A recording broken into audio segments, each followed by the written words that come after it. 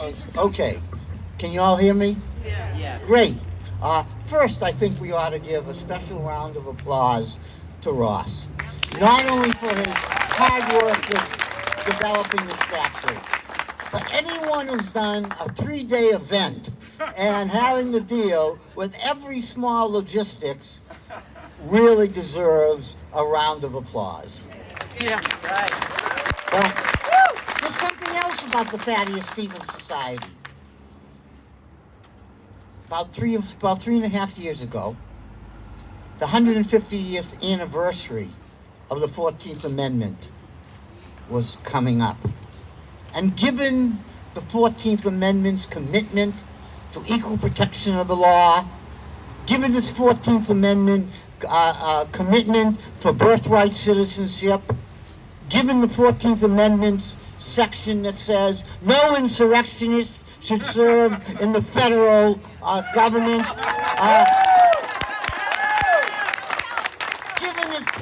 given the later interpretations that led to the end of racial segregation and Brown versus Board of Education, the legalizing of abortion through Roe versus Wade, the legalization of contraception through Griswold-Worth, Connecticut, and the legalizing of gay marriage, you would think that some national organization would celebrate such profound changes in the Constitution of the United States.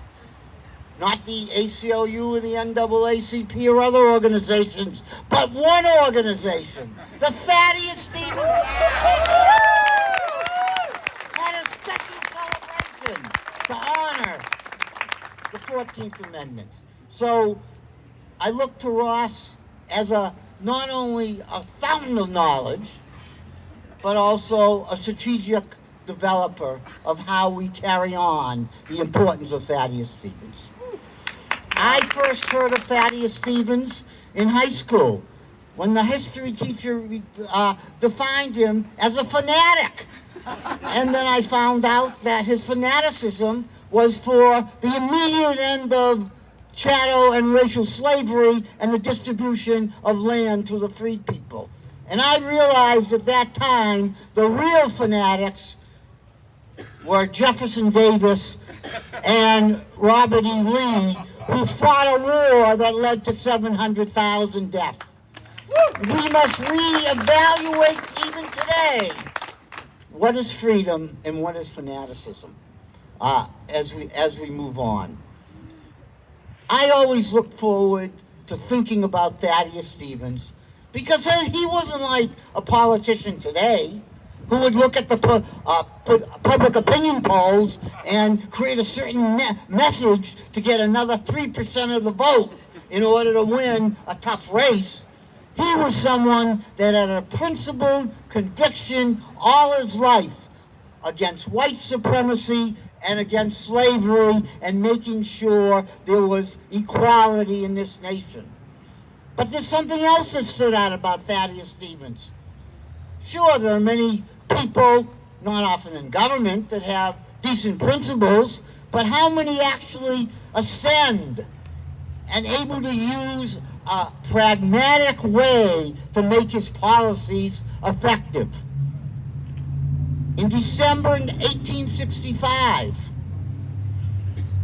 the Confederates wanted to come back into this government. And we saw what they did, not only in their past, but the recently enacted black codes of inequality in the South. Well, Thaddeus Stevens was real strategic and made sure that the clerk of the U.S. House of Representatives didn't call their names. And the clerk was Edward McPherson from Gettysburg. All right. Sorry, I don't know all the local color, but I think Ross is on my back to make sure. So what that meant was, it's hard to believe, but the congressional radical Republicans had a working majority. I repeat that, a working majority, which is the total necessity to actually get anything done. You can make all the great points, but if you don't have a working majority, you can't get stuff done. And did Thaddeus Stevens and the radical Republicans get stuff done, more than we can really imagine. Probably in those 2 years, more profound changes that ever took place in the history of the United States, even probably, though it's debatable, more than the New Deal. They made sure that not only the 13th, 14th, and 15th Amendment passed, but they set up a series of Reconstruction laws that said if you wanted to get back into this country as a Confederate state, you had to do a whole bunch of stuff and giving black men the right to vote. Before the 15th Amendment. And what that meant was that 500,000 African American men voted in the election of 1868 and voted for many of them, their commanders, because Thaddeus Stevens had agitated with Frederick Douglass to not only get Lincoln to push for the Emancipation Proclamation, but to make sure that free and escaped slaves could become part of the U.S. Army. And these colored troops fought for their own liberation and helped defeat the South, came home and persuaded some reluctant white people that they deserved the right to vote. And then in 1868, 500,000 free African-American males voted for Grant with a turnout of 80%. And was able to defeat the 1868 Democratic candidate, Horatio Seymour, whose slogan was, "This is a white man's country. White men should rule." And to use a phrase from today, no dog whistles there. Now, if we look at what Thaddeus Stevens accomplished, he helped create the Freedmen's Bureau so that people could actually learn how to read and write and develop their own destiny. He made sure that through these state constitutions that divorce was changed, roads were built, people could serve on juries, and 1,500 to 2,000 African American elected officials were elected. So he had a profound effect on day-to-day life. And it wasn't until a sector of the white Republican Party turned against these changes, partly because he proposed that you should not only have political equality, but also economic equality. And that's why when my wife, C.J. Prentice, and I walked our dog named Thaddeus, we were able to say to people when they asked, "Why'd you name him Thaddeus?" We were able to give like a short description of how we not only needed political equality, which is fairly self-evident, but you needed economic equality. In other words, the freed people needed to be able to have their own power and their own land. But that never took place. And if it did take place, we would have a whole different country. Can you imagine if we had economic equality, no racial gap, and the whole society would be transformed into a sector of equality? Now, my wife also stands out now. She doesn't know I'm going to say this, but she's one of the only people living who voted to ratify the 14th Amendment. How could that happen? She was a senator in the Ohio General Assembly, and somehow someone discovered Ohio never ratified the 14th Amendment. So they had a vote. She voted for the 14th Amendment,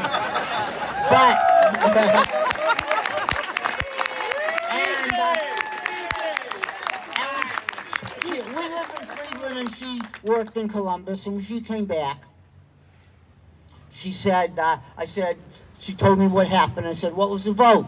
One person voted against it. Ironically, his wife is now in the Ohio General Assembly, and she's the lead sponsor of one of those laws that says you're going to lose your teacher's license if you teach about racism.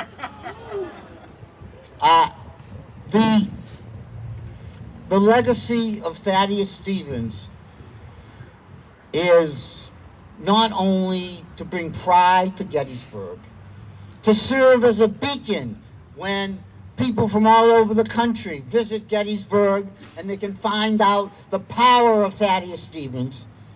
But it's even something deeper. As the protests against the murder of George Floyd spread across the country, there arose a movement to get rid of the images of our racist past. The Confederate statues, the names of buildings, and that's all important.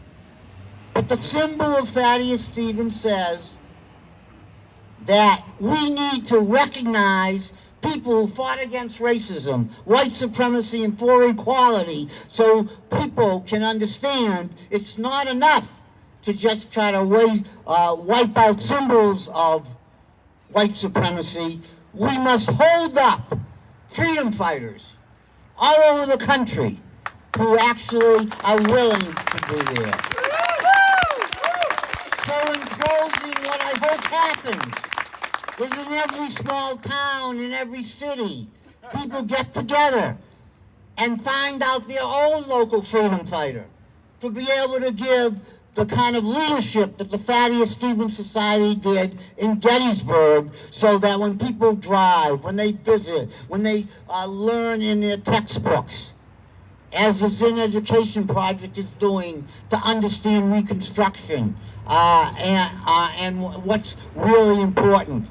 And we know that we will have shortly a cadre of 15 or 20 teachers named after C.J. Prentice and Michael Charney, the C.J. Prentice Fellows, who will go around the country and spread the word that understanding textbooks and understanding curricula against white supremacy is not enough.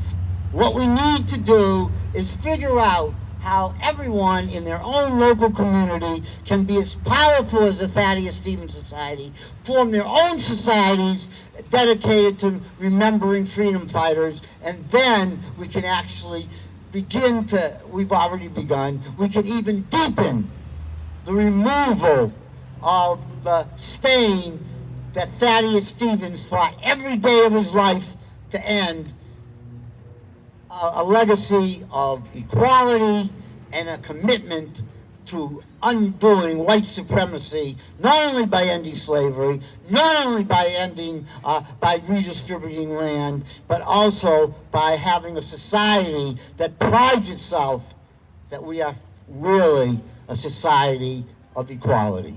Thank you very much.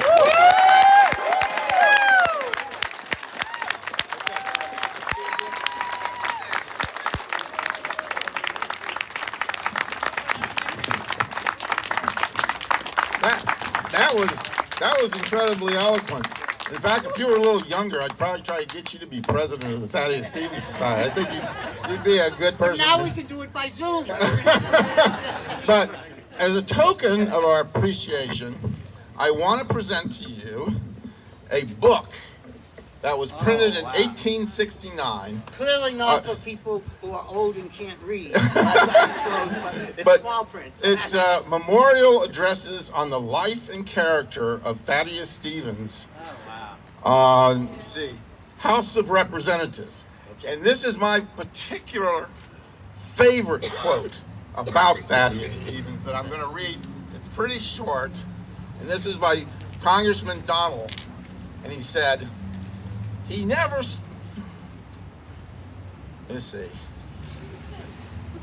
he never stepped down upon the lower plane of popular error, but at all times and on all occasions he dared to do right, looking heaven in the face and fearing no man. He never flattered the people. He never attempted to deceive them. He never flattered with them in a double sense. He never courted and encouraged their errors. On the contrary, on all occasions, he attacked their sins. He assailed their prejudices. He outraged all their bigotries. And when they turned upon him and attacked him, he marched straight forward like Gulliver wading through the fleets of the Lilliputians, dragging his enemies after him into the great harbor of truth. Yeah. Thank you, Ross.